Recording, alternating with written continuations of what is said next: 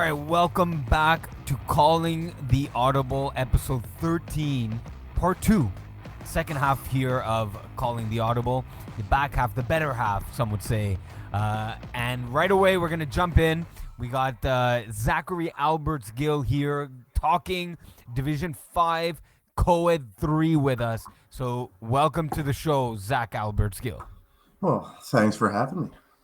All right, Zach, we've been having, the difficulties behind the scenes, but we're going to steamroll right on ahead here. We're going to go right into Division 5A, and we look at the standings right now with the last week, finally, the last week of the regular season in FPF. In Division 5A, we have 3 teams here sitting at 4-4, middle of the pack at 8, 9, and 10. You got the West Island Habibis, Thunder Buddies, and Rico Riders. Zach, who's the team that has the best odds of going the furthest in a playoff run here? I would probably have joked that the West Island Habibis have the furthest chance because they're the furthest away.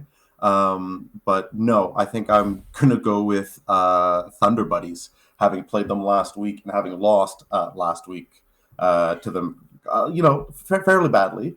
It was a great game, though. It's good to see Terry running around again. He's a little bit more limber. I told him when we played, I said, hey, you're moving around a bit more. He goes, oh, yeah, I'm completely fine now. I'm good. I think he's even got like a few rushing touchdowns this year. I think this team is really picking up steam. I think it's going Final Four, top 3, top 2. Yeah. Ooh, some hesitation there. Top 2 is a big thing, but a top 4 for sure. Okay, so a semifinal here prediction for Thunder Buddies is outside of the quarterback, because yes, the quarterback play has improved steadily here in the final weeks, because they were a team sitting at 2-4 with a few question marks. Other than the quarterback, what is it about this team that they do well, right? 45 points on the board is no slouch, but also 12 points against. So is it better offensively, defensively? You were telling me, of course, about Will Power. I mean, a Division 1-2 player in Division 5 is a serious threat. Well, I mean, I'm looking at their other games plays, versus Ducks, they're losing, versus Sleeping All-Stars, they allowed 50. Even against Vice City, they're allowing 27, so at least 4 touchdowns. Not to say that their defense isn't good. We have 8 interceptions from Will Power. We have between, I think, the whole team, almost 25 interceptions, a few pick sixes. They're a stellar defense. But I really think the ability to put up the points that they are is what's pushing them over ahead. You've got almost 1,000 yards that everybody has. All receivers have like almost 30 plus targets or 30, and they all have 5, 6 plus touchdown. Like, this ball is being spread. All receivers can't be taken lightly.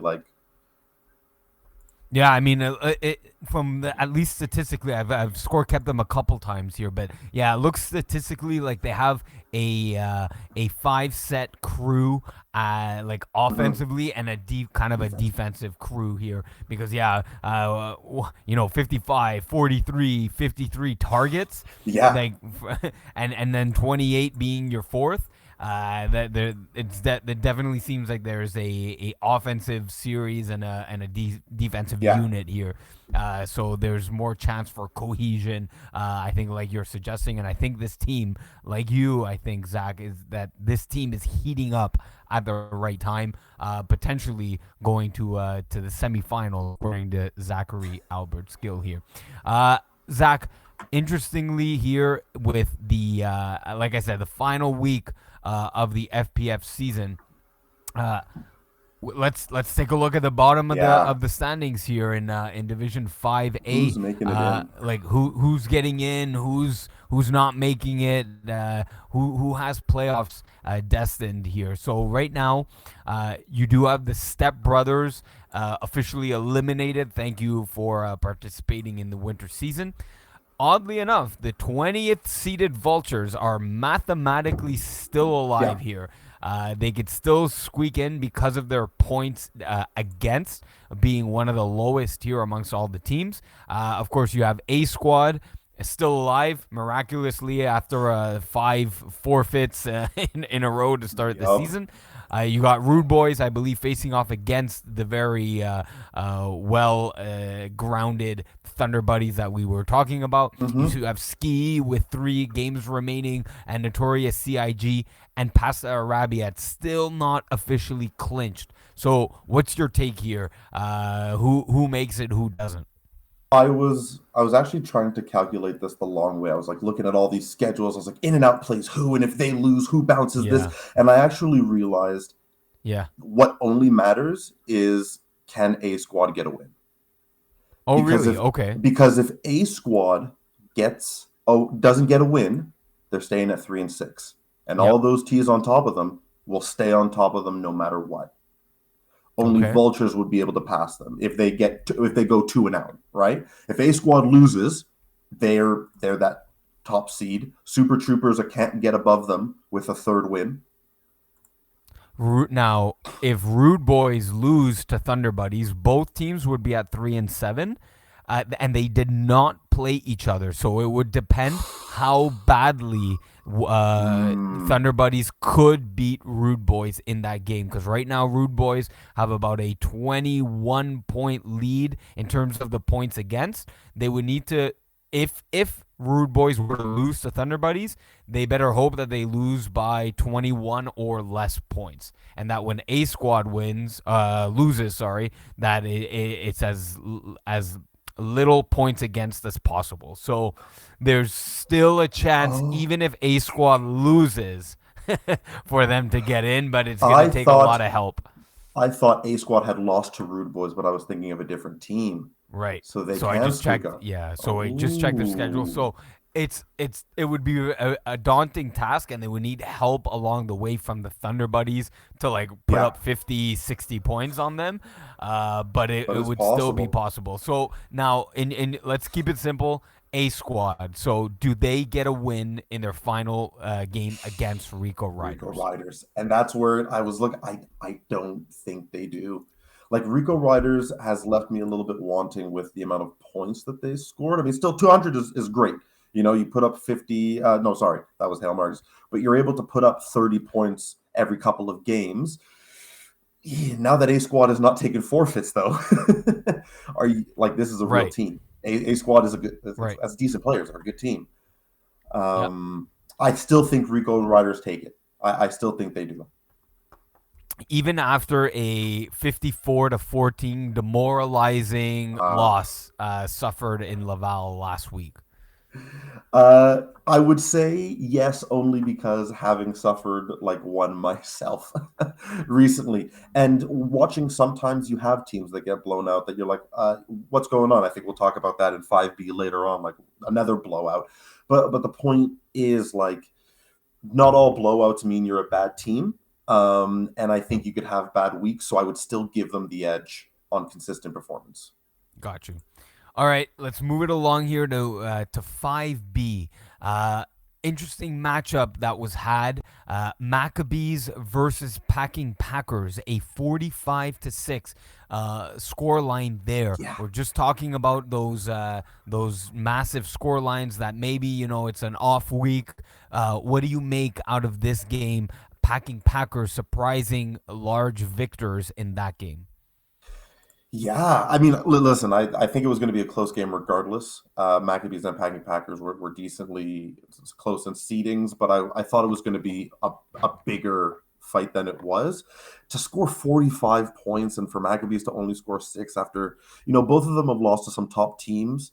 Packing Packers, I think, have had like a little bit of an easier schedule. And so I wasn't as Mm-hmm. impressed by their record. But coming out against Maccabees, I think shows me like, hey, don't doubt this team necessarily, but also Maccabees is fallible. Just because you're staying up there in 5-2, 6-3 doesn't mean you can't have a bad day as well. So, what impressed you more in terms of the quarterback play here? Noah Dilulo Langelier with 7 touchdowns, or did Shimmy Khans disappoint you more, throwing 4 interceptions on 16 passes? Yeah, I'm shocked that there were 4 interceptions. I mean, looking at how Jimmy Collins has been doing so far, he had relatively low INTs, where I think we're talking about single digits, 7 or 8. Now, boom, it's all of a sudden double digits this game. Right. We're talking about, I think, Noah, who usually I think was averaging 2, 3 touchdowns a game sometimes, I think. All of a sudden, whew, biggest game of the season, I think, for him.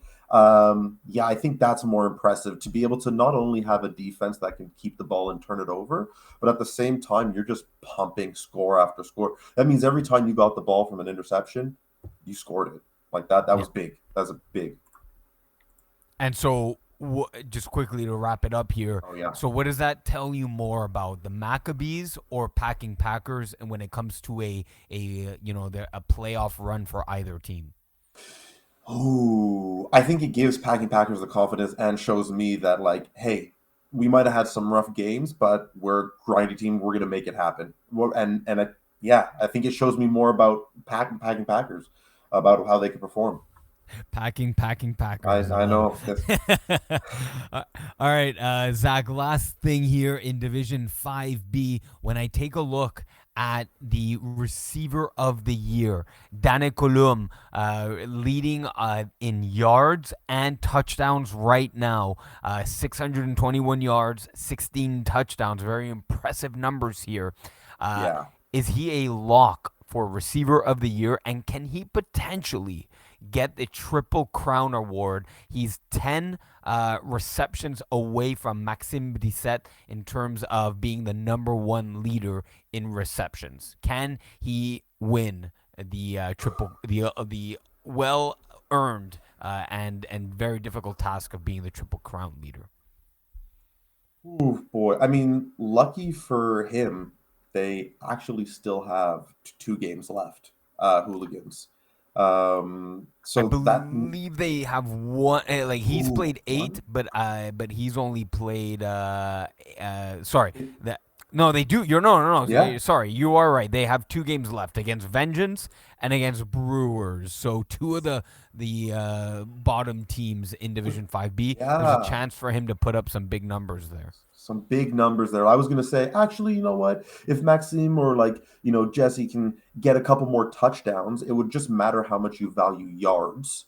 Because I might have given it to one of them, but with 2 games left against those 2 teams, he could put up another easy 4, 5 touchdowns, another easy in the next 2 games, 10 catches. Like, I 100% see him catching up. But wait, Packing Packers are done? No, they have one more game. Yeah. People could still close the gap, but I think he's locked it in for himself as receiver of the year. Um, Okay, so locked in for receiver of the year. Can he win the Triple Crown now? I don't think so. There's going to be a lot of receptions to pass someone who's already 10 receptions ahead of you and still has a game left. We're talking, if he catches 3 or 4 balls, you've got another entire game to catch up. It's doable, but you better be asking for the ball almost every throw if you want to catch up. And then that might, affect your touchdowns and All yards of because that. maybe your quarterback's a little too, narrow and tunnel vision, trying to Exactly. feed you the ball. So all right, so Danny Colum, receiver of the year, but does not get the elusive Triple Crown. Zach, we're gonna shift over to Co-ed 3 now. In Co-ed 3, at least we tried. They did it. The 10-0 Yeah, perfect regular season. Uh, man. but can they go all the way perfect season, win out Co-ed 3? Are you taking at least we tried or the field to win Co-ed 3? Oh boy. When you are you when you say the field, what do you mean? We don't The have a team field called the means field. any other team. Okay. So at Uh least we so whether you're picking between one team or all Anybody 11, else? Yeah, any of yeah. the 11 other teams or 12 other teams that are in Listen, if I Co-ed was a 3 right betting now. man, I've watching every game as they're going through, half and half, pick up some stride. I thought they might be able to give them a run for the money, and they did. But geez Louise, no other team has hit 300 points yet. I don't think any team will hit 300 points. Like they're putting it up, and they're keeping teams down. I think they're still under 150 for points against or something like that. What they're at 120 right Like now. one like I, I would be a stupid man if I was a 12. betting man to not bet on them. Okay, so you're going That's at least to 12 try. points So a game. 12 points a game, 2 touchdowns. Like, That is. it's So insane. what impresses you more there? Is it the 32 points per game or the 12 points against? No, it's 12 points against. Like when It you has look to at be. yeah, when you look at Coed 3 and you see the disparity on some of the teams, you know some teams are not as strong as others, and some quarterbacks are going to have a field day. You know it's going to happen. But like, at least we tried, said no to everybody. They said, you are not going to have your day today. And I mean, that's a great average. So Flamingos right now sitting in the 13th spot in the standings outside looking in. Mm. Do they make the playoffs? Do they have enough here? So they would definitely need to win their game. And if they do, there's a three-way tie between Eclipse, Show Me Your TDs, and Flamingos. Oh And at boy. that point, it's a points against battle. And Show Me Your TDs right now with 375. So first of all, let's go right there. Flamingos, can they win their game? It is against perfect strangers. Well, I was gonna say no because I thought Show Me Your TDs beat them. They did, Oh, but they it could did. be They a did. three-way tie. They But it did. could I be a know, but three-way tie, which then comes down to points against. right. But I would have said no because I would have said no. They can't be perfect strangers. Like you can't do Okay. that. But having Show Me Your TDs just do that really goes. Maybe Flamingos can. I've played against Eclipse. They're done with points against, so that would mean they would Yeah. sneak in and Show Me Your TDs goes down. Even if Show Me Your TDs, wow, that three-way tie changes everything. Yeah. There's a That's it. chance, Iggy. Iggy, there's a chance. I don't want to call it a good one. Perfect Strangers, I think, are going to make sure that they don't get blown up again. They finish with Petite Vite. I think that was the last game.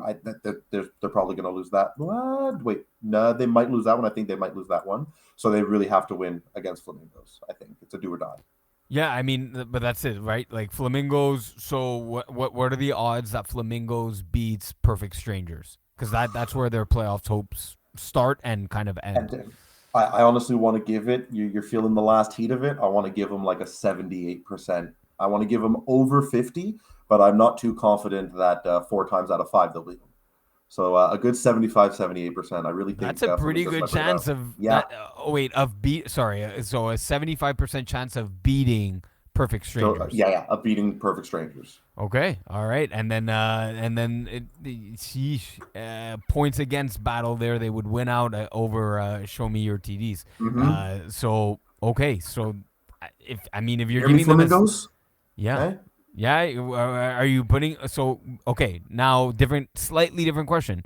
You're betting a coffee, a gourmet coffee A gourmet on coffee. flamingos. Are you picking flamingos in this game against perfect strangers? I'm a sucker for an underdog. I have to. Yeah, absolutely. Okay. All right. Zachary, the big believer in the team in pink in Flamingos. Absolutely. And then to wrap up Coed 3 here, Zach, with Jeremy O'Reilly Thompson likely to win the two-way player of the year. Who wins receiver of the year? Hui. I mean, listen. When I first looked at it, I go, "Oh, Jules Fontaine is ahead. Like that's easy as a game left." But Antoine Godet, like I know everybody's got more games left to play for him. He's currently leading on receptions, currently leading on Okay. targets, currently leading on yards, and is one Mm-hmm. touchdown behind. Yeah. So yes, touchdowns are huge, but arguably I might give it to him if it was one touchdown and Jules got no stats. But we all know Jules is going to get stats. So I think Jules is a for sure shoe in unless Zachary Vincent has like the best 2 games of his life. But I think Jules Fulton wins receiver of the year. Yeah, I think you're right there. Look, the yards and the touchdowns are incredibly close, but with that extra game, I mean, Jules has a real good shot at taking it. It's a game against a block party who have been stumbling as of Mm-hmm. late. They had a great start to the season, of course, but they look a little vulnerable, and Jules knows how to take advantage of vulnerable teams. give me. I'm on the same boat with you there. Jules Fartin looks like your receiver of the year in Co-Ed 3. Zach, thanks again for sticking with us all the way through, and for of course doing your hit here with Division 5A and 5B, of course, and Co-Ed 3. Thank you very much. If you noticed, I was starting drinking a little bit on the show. I have a bachelor party this weekend. My friend's getting married in a month. Hopefully, the weather is nicer than it is today. But the bachelor party festivities begin tonight here on the show. So thank you for joining that. Hey, get it done, Iggy. Enjoy. There you go. All right, thank you, Zach. From Zach, we go directly the Division 4A 4B manager here in Jerome Hovington, joining us with his baby blue Canadians shirt hanging in the background. He's just in the tarmac here, as Mo likes to say. There he is, Jerome Hovington. Welcome to the show. Okay. I'm on, I think. Yes, now you're Okay. officially on. Yeah. All right, we're good. Welcome to the show. Thank you. All right, Jerome. What do you think of this weather? What comes to? What's your first immediate thought? Keep it clean. Thank God I don't work in Montreal. Okay, that is the first Uh, thought of Jerome Hovington here. Apparently the roads were not very nice today, so I'm glad I didn't have to go there. they were not nice even last night after the Laval games for FPF. The highways, the exits. Let's just call it a mess in the Montreal area for sure.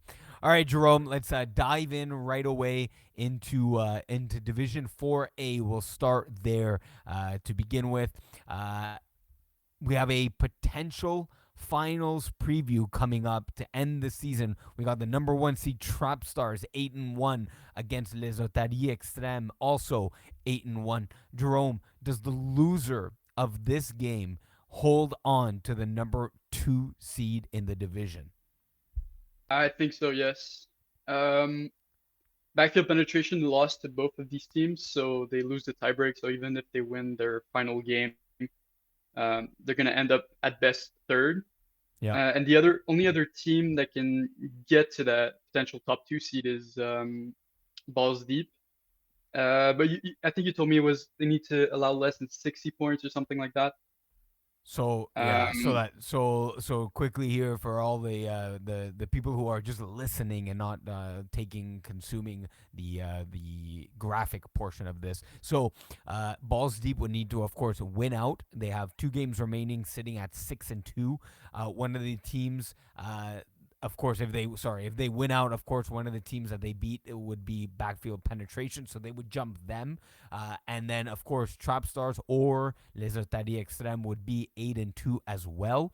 The thing is, Balls Deep have a 150 points against right now with 8 games, whereas Trap Stars have 189 and Les Otaries Extrêmes have 210. So right now they do have the lead in the points against department, but a good number just to make it easy is like they cannot give basically 30 points in their next 2 to each of their opponents in the next 2 games. So if they give up less than 60, they have a good shot at ending up as the number 2 seed. So do you think that's possible, that Balls Deep win their next 2 games and that they allow less than 60 points?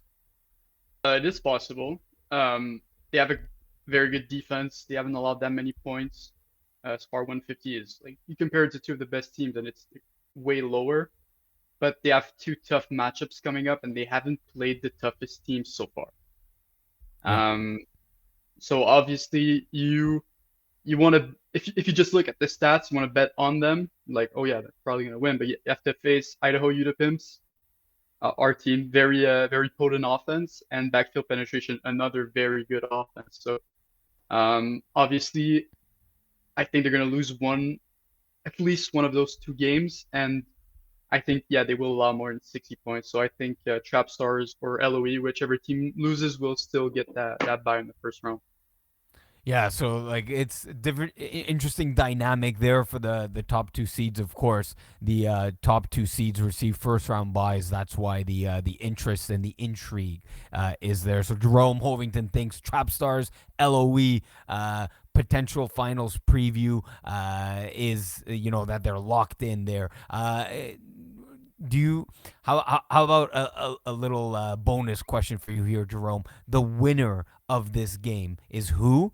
And do they, in your eyes, is that team making the finals in Division 4A? It's really hard because um, I don't want to bet against LOE because of all the talent on that squad, and the only team that was able to beat them or cause like any real trouble was Mofos, who have Smoko Sanagu at QB, which is like uber athleticism, like just beating the rusher. I don't think um, I don't think Trap Stars have that with Ryan Garber though. I don't think that they can manhandle the rusher of LOE, which is apparently their weakness, like Smoko did. So I think I'm gonna go with LOE. I think Trap Stars have a very good defense, but the height, the athleticism on LOE is just too much. And with the way Chris Vero has been playing at QB, it's hard to see them getting more than one or two turnovers. So does LOE make the finals in Division 4A? I mean, it's still a long way to go. There are still some very good teams. Maybe they meet their match early in the season if they get Mofos again in the playoffs. Who knows what can happen? Um, I think yes at this point. I'd say yeah. I think that's a team I would probably put money if I could on them going to the finals. But with single game eliminations, you never know what can happen. Yeah, for sure. So definitely interesting matchup there. Jerome, if we look near the bottom of the standings here, let's who makes it, who doesn't for the final playoff spots here. We'll say goodbye to Smitty Bakal Gang. Thank you for playing. I hope you see you back in season. But thank you Step Brothers as well, officially eliminated with only one game left.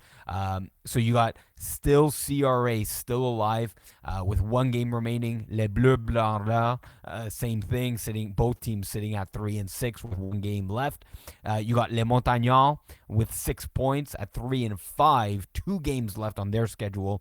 Nomads 3-4-1, coming off a tie against was big fun this past week. And Mofos, of course, as you mentioned, the only team to have beaten Les Otaries Extrêmes, sitting at 4-5. And you got Undisciplined Flaggers getting a much needed 13-12 tightly contested win Wednesday night at Bear, also sitting at 4-5. You even have Half Senders FC and Born in the 80s as well, all points. So how do you shake this out? The easiest way to do this, you take a look at still CRA, Les Bleus Branlants to start off with. Still CRA. They've got Half Senders FC. Do you like their odds winning that game? No. I mean, Just plain no. I mean, we just played Outsiders FC. They have really solid defensive pieces. Right, McNally, great defender. Obviously, Sam Mashtub, Schneider Lewis. Um, do I feel confident with Nirosh Suresh throwing against those guys? Not at all. Um, and I know that still CRA can get some picks on Matthew Zapatelli, but I think they're gonna have a really hard time scoring. Nirosh is gonna throw maybe 3, 4 interceptions. I wouldn't be surprised if that happens. So and I think half centers are kind of coming around near the end of the season. Big win against us, obviously, but I think it's going to be a very hard game for still CRA. and then you got LBB Les Bleus facing off against Les Montagnards. That's going to be basically a win and you're in, or lose Yeah. and you're out kind of playoff scenario. So how do you see that one going down?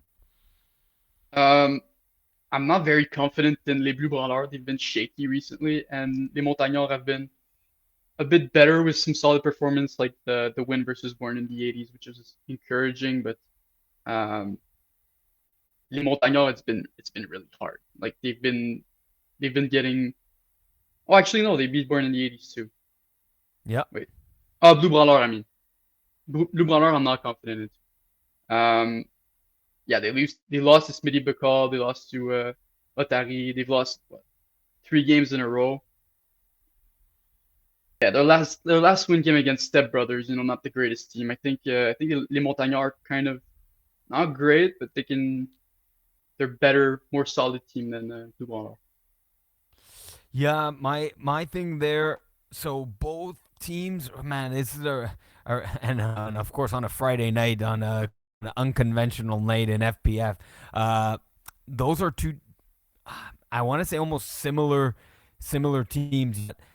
Two quarterbacks who are kind of middle of the pack, can move the ball when needed to, but are sort of struggling. They're two franchises that honestly they're kind of sitting in the same spot. They've seen both of these franchises have seen success in the past, and yet they are mostly a winter team. Les Bleus Branlants play a little bit more than Les Monts, and they're both more struggling than seeing success this season.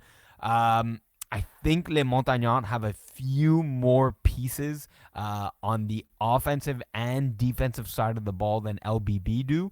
Not to say that LBB don't.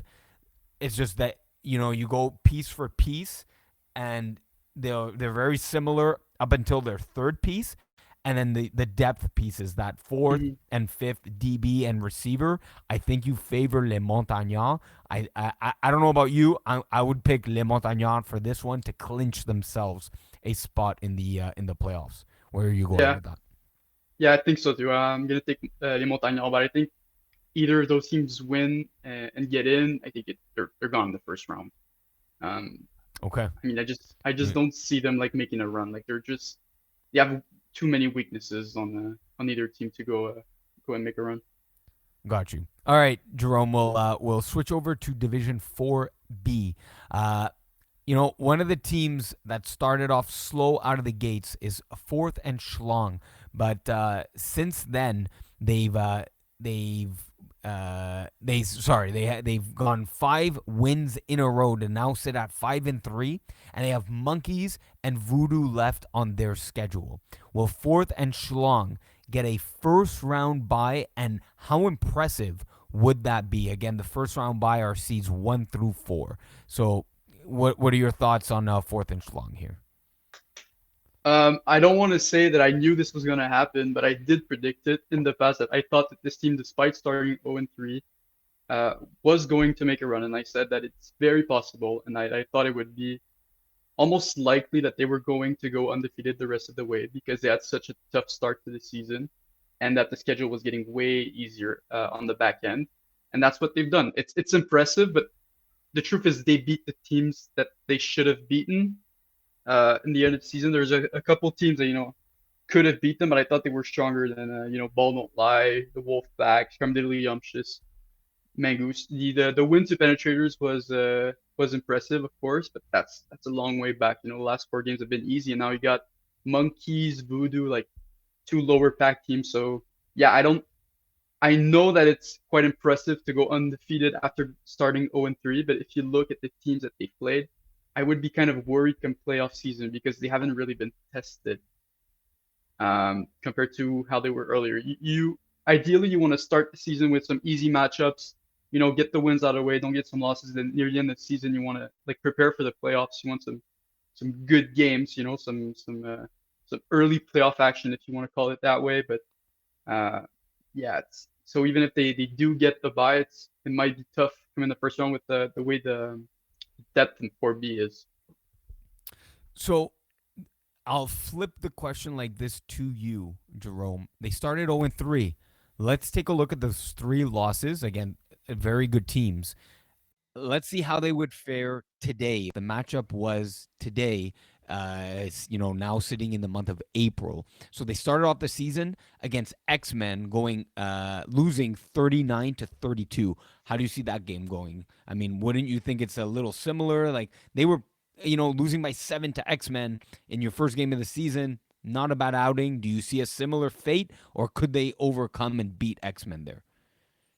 I think X-Men are very talented, obviously very very athletically gifted team, just a younger, more immature team, so that can always be tricky. But they've got a lot of talent, and I think they're better than Fourth and Schlong overall. But Fourth and Schlong experience might help them in this matchup if they meet in the playoffs.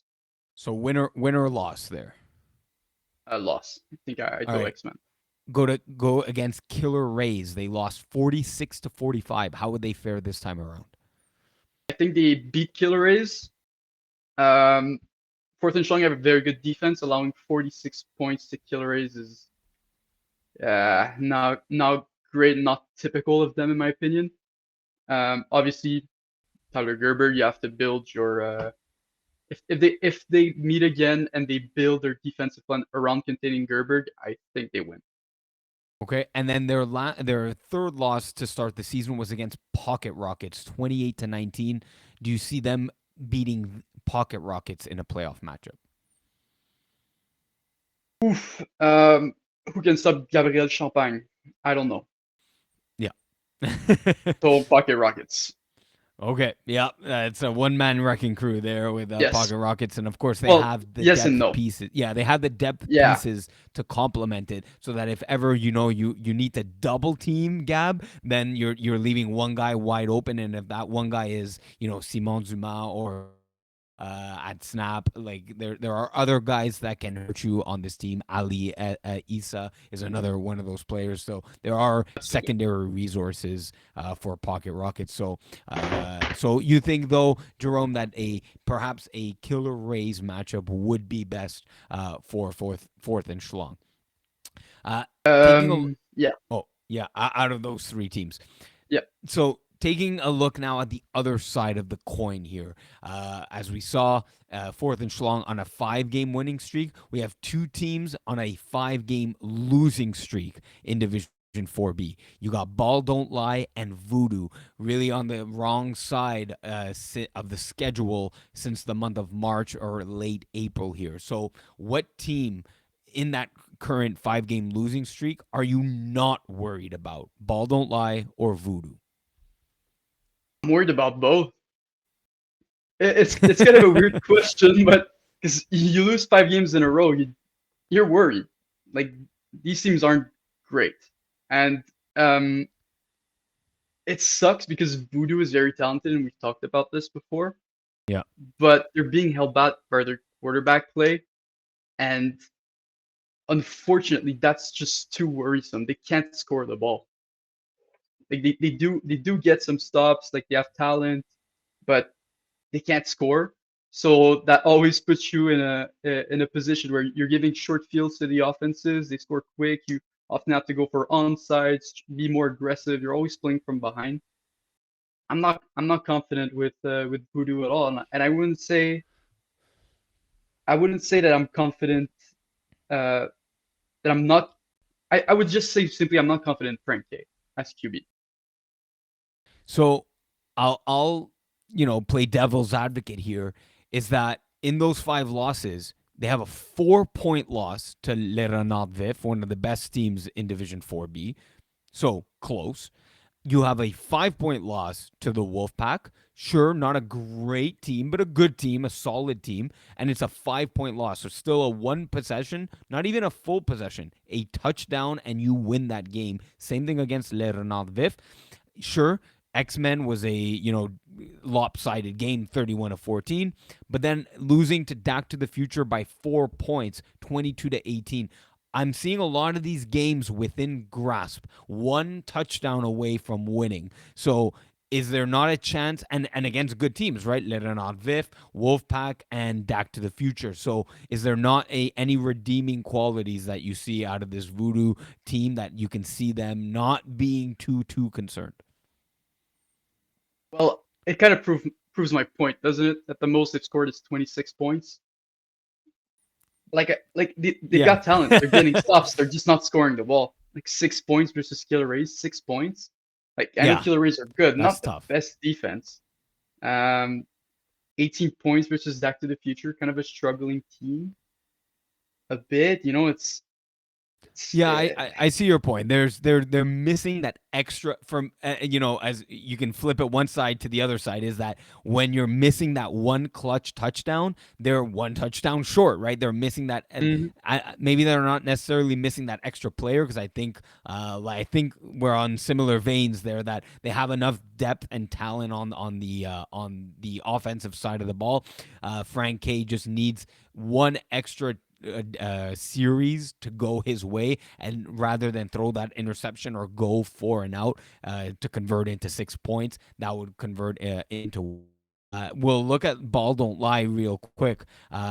Because not all 5 game losing streaks are necessarily created equal. You could be very close, kind of like Voodoo is in some of their games. For Ball Don't Lie, Team Sexy 26-12 loss. They have a loss against Penetrators by 3. Another good team in 4B 31-28. A 1 point loss to Killer Rays 19-18. Okay, Fourth and Shalom got the best of them 38-12, and so did Pocket Rockets 37-19. So, do you see anything that any redeeming qualities in Ball Don't Lie's game to keep a close game and turn it into a win? absolutely. They've been competitive with some very good teams. Their biggest issue, I think, is the roster size. It's big, Um, yeah. it's huge. Oh, yeah, It's it's huge. huge. Actually, yes, you're right. Um, and yeah, having that many players means your best players aren't always on the field because you want to rotate. You want everybody. If everybody's playing, you want everybody to have some playing time, but that forces you to put players that perhaps shouldn't be on the field in crucial situations, and that can lead to a 5 game losing streak. All right, Jerome. That's it for your segment here. Your hit on Division 4A, 4B. Much appreciated. Thank you for the slight delay there in the timing. Much appreciated, and thanks again. Wonderful stuff. I'll ask the Mo question actually for you. When do you have your article coming out for Division 4, and what is your biggest headline? Do you think in either in any of the divisions, 4A or 4B? You got anything that sticks out? Um, ooh, putting me on the spot there. Yeah. My Yep. article's probably coming out Saturday. I'm gonna try to do a two-part article, one for 4A, one for 4B. So probably Okay. one Saturday, one maybe Sunday or Monday before playoffs start. Uh, I don't know what to say about Is I it mean is it Trap maybe Stars that versus that Trap Stars game? Yeah, I think yeah, that's of on course. mine. Yeah. Yeah, like that's the game I want to watch. Where is it? It's Yeah. Let's. Ibar. It's at a Ibar on Bear Monday. Monday night. Field 3 probably. Feels Yep. like a Field 3 kind of game. Yeah. Yeah. Uh, all right, so Monday, 9 o'clock, Eber. I will ring up Mocon to see what the deal is with that game. All right, Jerome, thanks very much, and Thank you. Stay safe. all right, see ya. All right, that was Jerome Hovington with Division 4 coverage here on Calling the Audible. We have one division left. We have the women's division. No guest here for the women's division as we were running a little light, the snowstorm and all. But I'll give my thoughts here on the women's division. Coming to a close, of course, we'll start with women's one. A lot of great games coming up in the women's division on slate here on the final. The final week. No, it's almost the final week. Week 14 coming up here. The first one that intrigues me the most, Les Bleus versus Bleu Pou. It's a one of the questions I was thinking is this a critical game for either team, or is this rather meaningless? And the question comes from the fact that Les Bleus sitting in the number 2 seed, Bleu Pou sitting in the number 3 seed right now at 6-2, and whether either team is going to really, show maybe some new plays that they want to try out during the regular season so that they're more comfortable running these plays during the playoffs.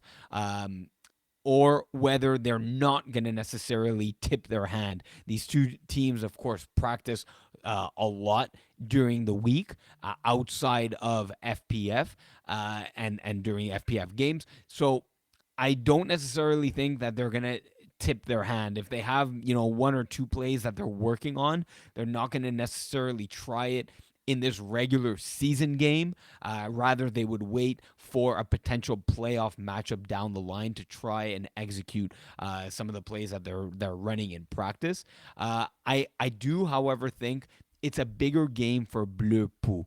I think having Emmanuel Bransard, likely the quarterback of the year in Women's One. Maybe, not many people had her winning quarterback of the year. I personally think she has, put up the stats of to win that award and that distinction amongst her peers. I think it's a bigger game for her, especially coming down the rest of the season, right? You have that matchup against Les Bleus, and you have the final game of the season coming up against the number one seeded, the ultimate all-star team in Sub-Zero. I think if Bleu Pou can come away 2-0 in that, last round of games before they wrap up their regular season, I think that goes a long way into their playoff run. It gives them a lot of confidence to know that they can beat Les Bleus and Sub-Zero. It's going to be a huge test for Emmanuelle Bransard, of course, leading her women in the field of battle. I think, players like Mathilde Sebil, even Laura Molimar, putting up great stats, moving the offense. I really love the offense of Bleu Pou with when all-star Alexandre Fournier. Of course, how can you forget about Béatrice Bouchard? My God, you just rattle off the list of all-star caliber women players on Bleu Pou, and it's no reason why they're sitting at 6-2 right now. But I think if they importantly go 2-0, gives them that huge vote of confidence in themselves and in their quarterback to make a deep playoff run in Women's One and be crowned the champions. I think it goes a long way. Big games for Bleu Pou coming up. Not only them, you have, of course, Bees and Vortex playing a game in week 14. This one, in my opinion, is probably even greater in terms of the seeding. Well, not necessarily the seeding, but in terms of a playoff preview, because these two teams pretty much have locked in a 4-5 matchup. A reminder, the women's division seeds 1, 2, and 3 all get first round buys. So you have a 4 seed versus 5 seed, kind of a wild card matchup and play-in game, if you will, in the first round of the playoffs. And it will be Bees versus Vortex. So it's a really interesting battle that they're going to do on Tuesday night, 7 o'clock at Hébert. Now, again, if you look at the schedule, these two teams played all the way back on January the 7th. That feels a year ago. And it was, I believe, the Bees coming away with an 18-7 victory. And of course, Bees, it shouldn't be too much of a surprise here that they, as we're getting a phone call here, I'm just going to ignore that. The Bees, led by their defense since that very first game of the season, only allowing 7 points to a mighty Vortex offense. So, I kind of see the same trajectory for the Bees the rest of the way here in the final weeks and going into the playoffs. They have a game against Sub-Zero, or at least Vortex, sorry. So the Bees have a game against Vortex, and then later in the playoffs, I really think this team is going to be carried by their defense. They've been one of the best defenses in all of Women's One.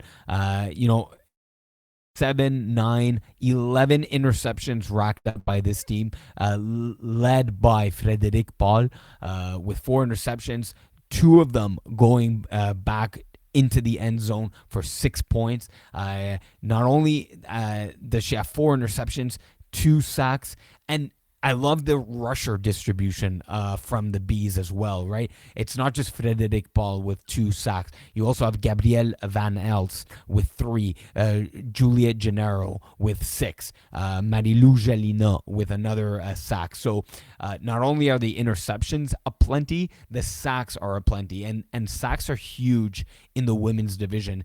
Unlike the 6-on-6 format, where it's 10 yards needed for a first down, a sack, a 7-yard sack, even a 5-yard sack, the loss of down and the loss of yards are huge in the women's division. And that's what you get from this stifling Bees defense. So I think Bees come away with another tight, but again, these games are going to be tightly contested. But Bees defense has proven time and time again that the defense can get the victory. So I think another victory is in their fortunes against Vortex.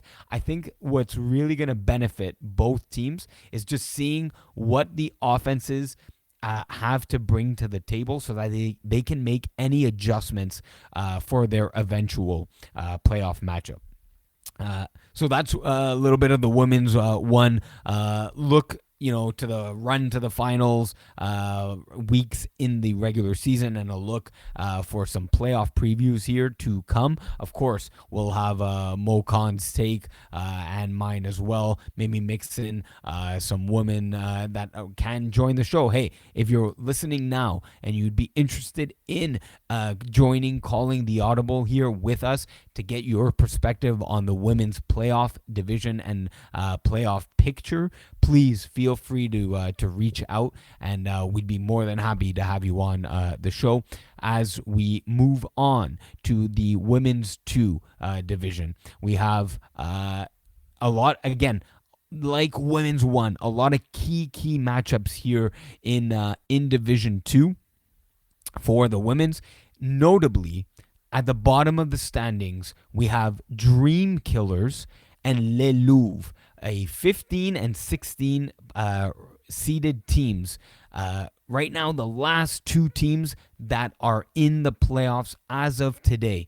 Right now, you got Dream Killers with their 2-6 record in Week 14. So Saturday, April 6th, will do battle against Les Louvres, and this one's basically a win and you're in scenario, and that one's really interesting for me because it's 2 teams that have struggled, of course, during the course of the season. Like I said, Dream Killers sitting at 2-6. Les Louvres also sitting at 2-6.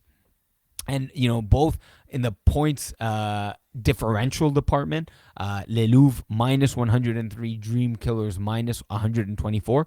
But all that doesn't matter. It comes down to, can you win this matchup and clinch yourself a spot in the series? So, if I take a look at the 2 teams, I like what Dream Killers do in terms of their offensive side of the ball. Now, I caught them once. It was against, the number 1 seeded Kiss My Boots, and they didn't look great. But I do like the fact that Noémie Fortin-Hertzbies is getting reps in the co-ed division. This definitely helps her, and it's not going to be the same level of competition when you look at Les Louvres against versus their matchup that they had against Kiss My Boots.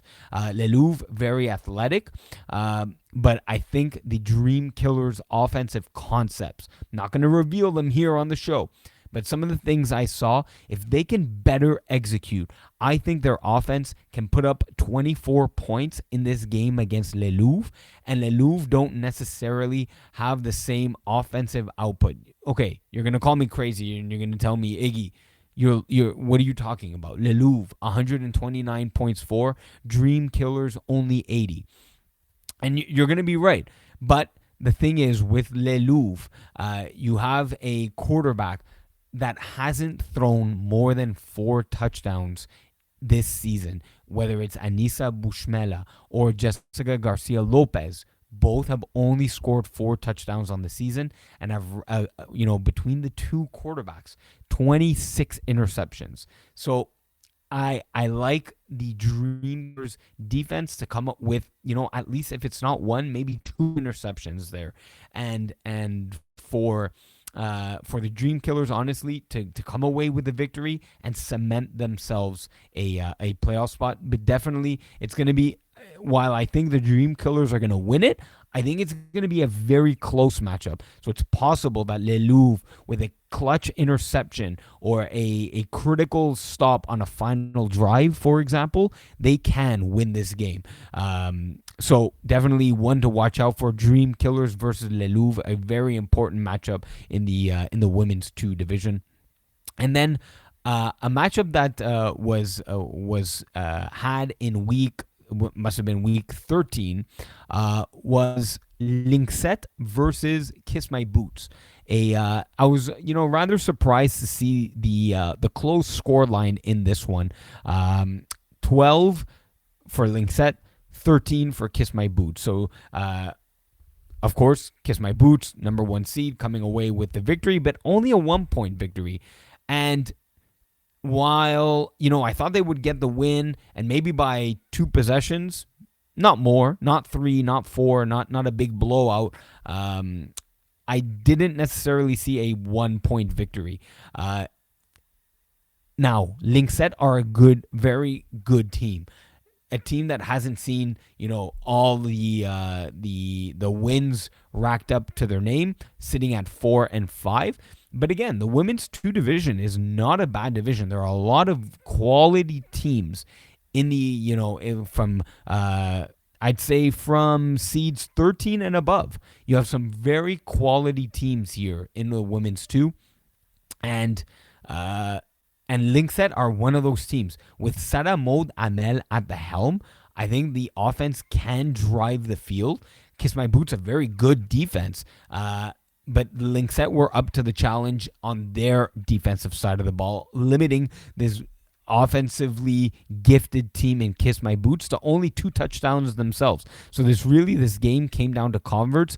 Amélie Durocher coming away with the extra point to get the victory.